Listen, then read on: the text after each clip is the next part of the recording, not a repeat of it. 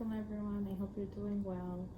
I know it's been a while, kind of trying to juggle my Islamic classes and my life, just day to day, my responsibilities, my child, my family, my health. So I feel like I haven't updated you guys in quite some time, and someone was asking me, or a few people were asking me about my son. They wanted an update. So he doesn't hit me anymore, but he still is not talking. He tries a lot though. I can tell he's making animal sounds. He makes different sounds now, like the alphabet sounds, like ba, e, ha. For H, he knows, like if I tell him something is hot, he's like ha, ha, you know, or hand, he knows it's H. Like all the letters, if I show him, he'll try to make the sounds. Animal sounds, he tries to say moo. He tries to communicate with me, basically. He uses signs now. I believe since he turned 2.5 is when he started using signs. I've been signing with him since he was younger, like a year old or so, but he never really reciprocated. But now, since he turned 2.5 a couple months ago, he's been signing like more, please, thank you, things like that. So as long as we can communicate, I'm much happier, because I know he's not as frustrated compared to when he couldn't express himself at all. And it's kind of difficult still, because anytime I go anywhere and he's doing, you know, the self-stimulatory behavior, like the jumping up and down and screaming and stuff, even when he's excited, I love it, but I just always think about like what's gonna happen when he's older, because once you're older, people are not gonna be as accepting as they are of that type of behavior when you're young. Because if you're a child jumping up and down with your mouth open, it's considered cute or, you know, adorable because you're excited and you can't contain your excitement. But when you're older, people don't really look at it that way. You kind of get judged or even labeled as abnormal or whatever.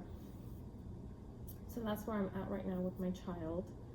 And for myself, I know like a couple months ago I was talking about diets and health and stuff like that, and I lost 20 pounds, but then I ended up gaining back like 10 of those pounds. So it's a struggle, because anytime I'm really down, like I'm upset or sad or depressed or worried, I will eat and I will crave junk.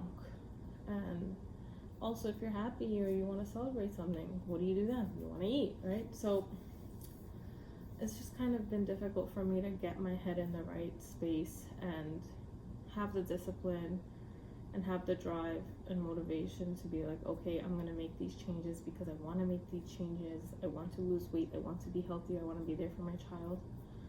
But sometimes I just feel like I give up and I don't want to do anything. And I've been having a hard time, especially since my uncle passed away in May. There are times where I'm just whatever about it, because it is what it is, just like his son and wife and everyone else says. And there are other times where I just get really sad because I think about him a lot, or I hear his voice in my head. Not that I'm hallucinating, but I remember him, and it's as though I can hear him. And I remember all the little silly things and, you know, everything about him. And when that happens, I tend to get kind of sad, and then I just eat my feelings away. And yeah, that's not good. I don't recommend it. So that was my update about my son and my weight, and my health, and where I'm at mentally. And my aunt passed away recently, a few weeks ago, but this aunt is not, I don't know how to word it, but yeah, I was not in touch with her, and I'm happy that I didn't really have a relationship with her, because I don't know if I would have been able to handle like the loss of my uncle and then like someone else I love passing away a couple months after that. So Allah knows best. I mean, does it make me sad that I didn't have a relationship with her? Not really. I mean, I never did anything against her. She just didn't like me, and she had issues with everyone. So I believe that Allah knows best, and Allah is the most just, and He sees everything and He knows everything. So I don't think that I'll be in the wrong for that. It's crazy because I'm the type of person who, when reading books or, you know, hearing about other people's lives or watching shows or whatever, I'm very soft and I get very sad and emotional easily. But when I found out about this aunt passing away, I did not even shed a tear. And I feel weird saying that because sometimes I wonder if my heart has hardened or if I'm a bad person. But I don't know, I guess it's not my fault. I'm human, and the way people treat you and the things that they do, even if you forgive them for it, you're not gonna forget. And even if we don't remember the exact things that people said to us, most of us don't forget how they made us feel. So I guess that kind of might be the reason why I never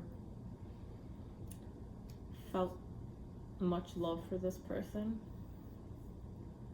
But yeah, that's that. And my iman is kind of low now. I feel like I'm just throwing everything at you guys now.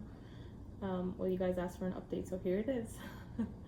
My iman is not that great. Even though I started this program, you would think that my iman would get stronger, and it did in the beginning. It's gonna be 3 months now since I started the program. In a few days, inshallah, will be 3 months. But there's certain things that I've kind of struggled with since I was younger, I guess a teenager. Certain topics that I came across, or certain concepts in Islam, and I've tried to understand them better over the years. And you know, brushing things under the rug doesn't work out for me because I have like an obsessive personality or mind. Like if I don't find out the answer to something, it will bug me until I find out, and I'm not going to be able to focus on anything else or do anything else until I get to the bottom of it. And I hate that because I can't sleep peacefully. I can't rest. I can't be awake. You know, my husband even said, he was like, oh, what is wrong with you? Because I was in the kitchen and he came from the other room, and I was like, you know, you scared me. Why do you do that? You have to stop. You're scaring me every time you come out of nowhere and you start talking to me.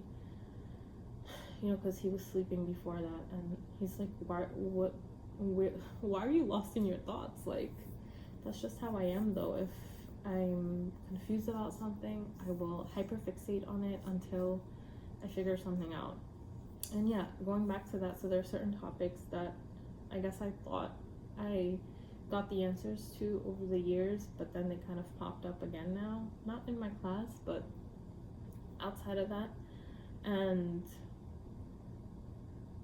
it's just putting some doubt in my heart, and I don't like feeling that way, especially because from the time I was young, I always had like I don't know the word, love or this affinity for the religion and deen. And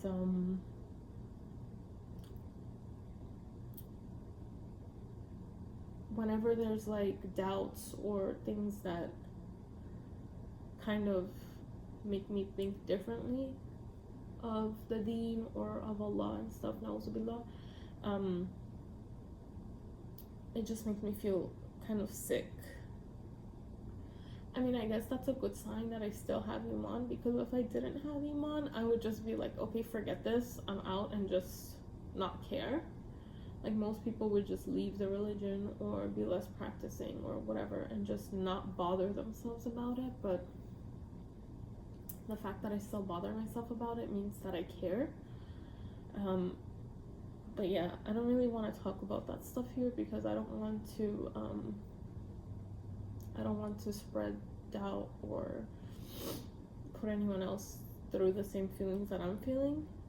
So yeah, all I can do is just ask you to please make dua for me. Make dua that Allah guides me to the right path, to the right answers, and so that I can be guided and that I can have clarity in all the matters that I am confused about, because I don't like feeling this way. Yeah, sorry this wasn't like a jolly video, but I have a cool story that I want to share with you guys. Maybe I'll save that for another video because my mood is not very up there right now. So I'll share that when I'm hopefully feeling better, inshallah. Yeah, a cool story about istighfar and what happened when I was doing istighfar. So yeah, thank you guys for listening. Please make dua for me and hope to hear from you all. Assalamu aleikum.